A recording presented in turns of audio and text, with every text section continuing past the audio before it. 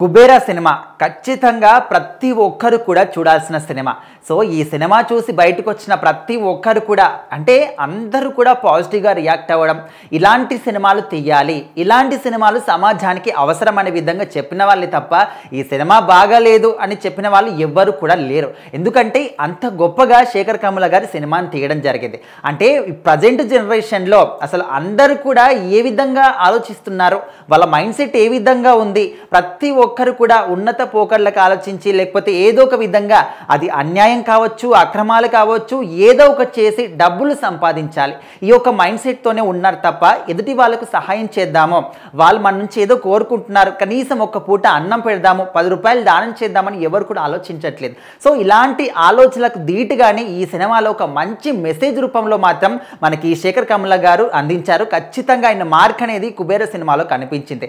And ఇక్కడ పోటాపోటీగా నాగార్జున గారు అదేవిధంగా ధనుష్ గారు అంటే ఒకరి మీద ఒకరు ఛాలెంజ్ చేస్తున్నారా అనే విధంగా నటించారు.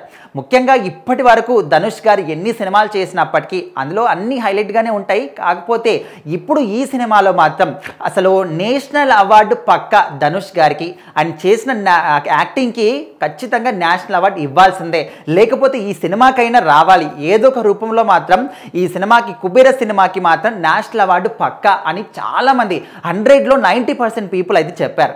అంటే అంతగా ఏముంది అంటే ఒక బిచ్చగాడి పాత్రలో ధనుష్ గారు ఎంత అద్భుతంగా నటించారు. ఈ ప్లేస్లో వేరే హీరో ఎవరైనా అయ్యుంటే ఖచ్చితంగా ఈ విధంగా చేయడానికి అంగీకరించే వాళ్ళు కాదు. అంత డౌన్ టు ఎర్త్కి వెళ్ళి ధనుష్ గారు నటించడం జరిగింది. సో మరి ఆయన క్యారెక్టర్ చూస్తే అరే నిజంగా నేను ఆ పాత్రకు జీవం పోసాడా, లేకపోతే అక్కడే జీవించి నటించాడా అని చాలామంది అనుకుంటారు. అండ్ నాగార్జున గారు ముఖ్యంగా ఈ సినిమాకి సోల్ ఆఫ్ ది మిషన్ అనే విధంగా కూడా నాగార్జున గారు అంటూ ఉన్నారు. ఏదేమైనప్పటికీ నాగార్జున గారు అదేవిధంగా ధనుష్ గారు ఇద్దరు కూడా పోటాపోటీగా నటించి ఇంకా అంటే వీళ్ళు లేకపోతే ఈ సినిమా లేదు అనే విధంగా ప్రతి ఒక్క క్యారెక్టర్ కూడా 100% ఇచ్చారు. అయితే లాస్ట్లో క్లైమాక్స్ చూస్తే మాత్రం అందరికి కూడా ఖచ్చితంగా ఎమోషనల్ అవుతారని కూడా చెప్తున్నారు. మరి ఆ క్లైమాక్స్ ఏందనేది ఖచ్చితంగా సినిమా థియేటర్కి వెళ్ళే చూడాలి. అండ్ రష్మిక పాత్ర కూడా పుష్ప 2 కానీ తర్వాత వచ్చిన సినిమా అంటే ఆ తర్వాత చూస్తే అందరూ కూడా ఆ లెవెల్లో గ్లామర్ ఎక్స్పెక్టేషన్స్ కానీ ఈ విధంగా చూసుకుంటారు. కానీ ఇందులో మాత్రం ఆ విధంగా గ్లామరే ఎక్స్పెక్ట్ చేయాలి అనే విధంగా కూడా ఉండదు. కాకపోతే ఆమె పాత్ర కూడా చాలా అద్భుతంగా చూపించారు.